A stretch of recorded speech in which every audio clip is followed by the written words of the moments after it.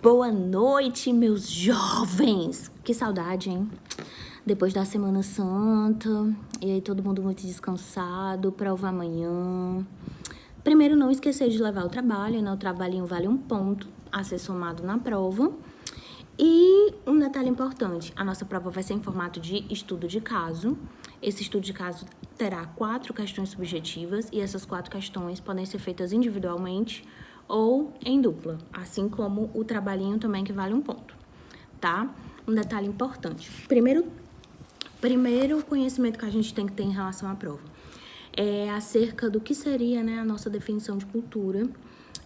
E essa definição de cultura, ela vem como um modo próprio de ser do homem, que se realiza em parte consciente e em parte inconsciente, dando um sistema mais ou menos coerente de pensar, agir, né, relacionar-se e também reproduzir-se. Por que a gente fala reproduzir-se? Porque reproduzir-se chega num ponto central do nosso primeiro processo cultural que a gente precisa estudar, que é o processo de enculturação. Esse processo de enculturação é uma forma de modificar a cultura sem nenhum traço impositivo, ou seja, há uma transmissibilidade muito amistosa, e essa transmissibilidade ela é ocasionada ou por aspectos formais, né, no caso da enculturação formal, ou por aspectos informais, no caso da enculturação informal. Na formal, a gente tem um detalhe importante que é a participação de alguma instituição, seja em igreja, partido político ou alguma ONG, né? Escola também. E no caso da informal, acontece a transmissibilidade de maneira informal entre amigos, entre vizinhos, entre parentes, entre famílias, né? E aí eu dei um exemplo muito clássico para vocês, que era um exemplo que mencionava a respeito de você ir lanchar na casa de um amigo seu e ver uma comida da avó dele que fez, como, por exemplo, um pastel de Belém, como, por exemplo, um bolinho de bacalhau. E aí você pega a receita e acaba aplicando aquela receita na sua casa e acaba virando uma tradição dentro da sua família também, sem você ter descendência portuguesa. Então, gente, depois desse processo, a gente vai ter o processo de aculturação. Esse processo aculturatório, ele é eminentemente impositivo, ou seja, você tem a obrigação de mudar, né? E esse traço impositivo, ele vai acontecer por meios políticos, militares ou pela instituição de novos hábitos. E quando você coloca novos hábitos, você pode estar falando também de entretenimento, né? Como eu falei pra vocês, música, filme, relações que a gente tem dentro da sociedade, ocasionadas por um determinado arranjo social ideológico. Então, assim, o exemplo aculturatório que a gente teve primeiro aqui no Brasil foi o exemplo da catequese dos índios. Posteriormente, a gente teve um exemplo muito conhecido no mundo inteiro, que foi a introdução da calça jeans no Brasil. E em seguida, meu povo, a gente tem exemplos aculturatórios muito gerais na nossa sociedade. Músicas, né, estilos musicais, moda, tendências de moda e inúmeros outros fatores aculturatórios. Aí tem o processo assimilatório, que é a assimilação cultural. A assimilação, ela é ocasionada diretamente pela entrada de imigrantes no país, né? No país, como no caso, a entrada de imigrantes sírios, venezuelanos aqui no Brasil, haitianos, bolivianos. E aí essas pessoas elas vão abrir mão de parte da sua cultura para poder internalizar o que acontece aqui no Brasil, para que a vida se torne mais fácil. Isso acontece por meios políticos e econômicos, né, e militares também. O interessante é que o processo assimilatório, quando ele acontece de uma forma negativa, ele acaba ocasionando a síndrome de Ulisses. E essa síndrome, ela é uma síndrome depressiva que a maior parte dos imigrantes que desenvolvem essa síndrome, eles só conseguem, né, ficar curados quando eles retornam para o país de origem. Só que isso nem sempre é possível, né? Gente, aí a gente tem também um processo que está sendo reconhecido atualmente, que é o processo de endoculturação. Não é igual à enculturação, porque no caso da enculturação a gente pode colocar como um traço cultural que entra, né, de uma outra parte do mundo para o seu universo. No caso da endoculturação, é um detalhe muito interessante porque, assim, vamos supor que você viaje para algum país, né? Eu adoro países que têm um artesanato bastante colorido, como o Peru, né? Colômbia.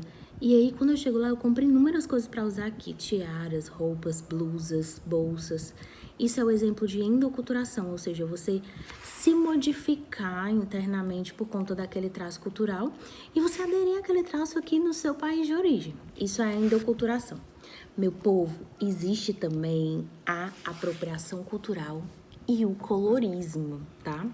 No caso, a apropriação cultural, se ela acontece de maneira positiva, ela pode desencadear num processo de enculturação ou num processo de endoculturação. Isso aí não é crime algum, mas a apropriação cultural ela pode ser de maneira negativa e com essa maneira negativa pode acontecer diretamente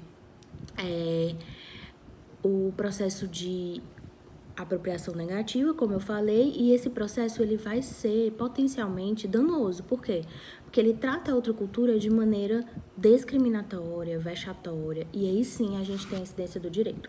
Só lembrando um detalhe, a partir do processo de apropriação cultural negativo, a gente entra em contato com dois conceitos que são muito importantes para a prova, que inclusive a gente já mencionou na AV1, mas não custa nada lembrar, que é o conceito de etnocentrismo e o conceito de etnoexocentrismo, tá?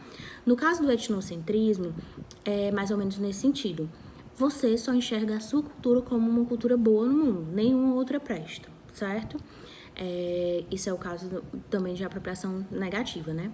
E no caso da apropriação positiva, é diretamente relacionada com o etnoexocentrismo, que é o quê?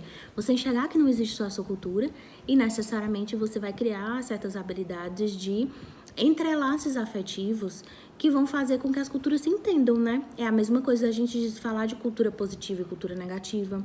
É a mesma coisa que a gente falar também de cultura por uma vertente individualizada ou por uma vertente coletivista. Ou então cultura por uma vertente igualitária ou desigualitária. Tudo isso tem a ver com o contexto cultural. Em seguida, a gente estuda também a questão do colorismo. O colorismo é muito importante porque ele é como se fosse um braço da apropriação cultural, mas é indicar que determinadas raças, cores, né, de pele só podem usar determinados tipos de acessórios, né? Aí eu falei pra vocês o caso até daquela moça que entrou no metrô e ela estava com um turbante, e outras pessoas consideraram que ela não era negra e pediram para que ela retirasse o turbante. Então, o colorismo, ele também tem essa expressão de vertente negativa, né, da apropriação.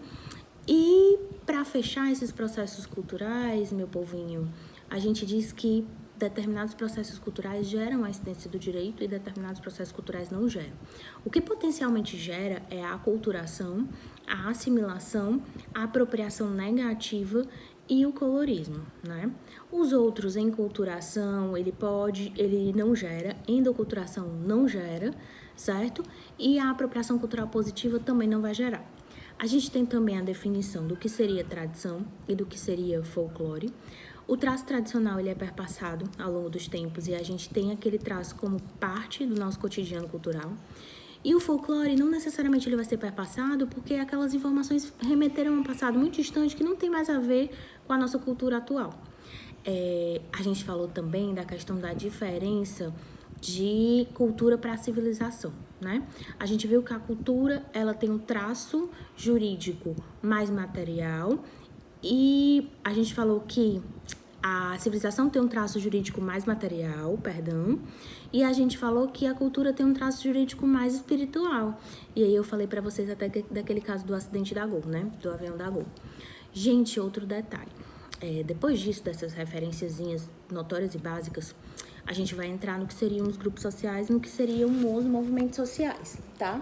O grupo social, ele é um traço de interação da nossa sociedade. Esse traço ele é importante porque mais na frente ele vai gerar movimentos sociais, né? Como eu falei pra vocês. E o mais interessante, meu povo, é que o grupo social só é grupo social se ele apresentar os 8 requisitos básicos, né? Que você tem nos slides. No caso, valores, princípios, símbolos, né? E aí, se você não encontrar esses 8 requisitos, você não pode considerá-los grupos sociais. E sim agregados sociais, que seria o quê? Pessoas que têm uma relação íntima e que necessariamente estão juntas, né, com um objetivo comum. Por exemplo, você dividir apartamento com algumas pessoas, o seu pai separar da sua mãe, casar com outra pessoa, sua mãe também, e você acabam se relacionando com outros parceiros que têm filhos, então você acaba sendo agregado também. No caso, os grupos sociais, eles podem se dividir entre primários, secundários e intermediários. Os primários são relações mais íntimas, né?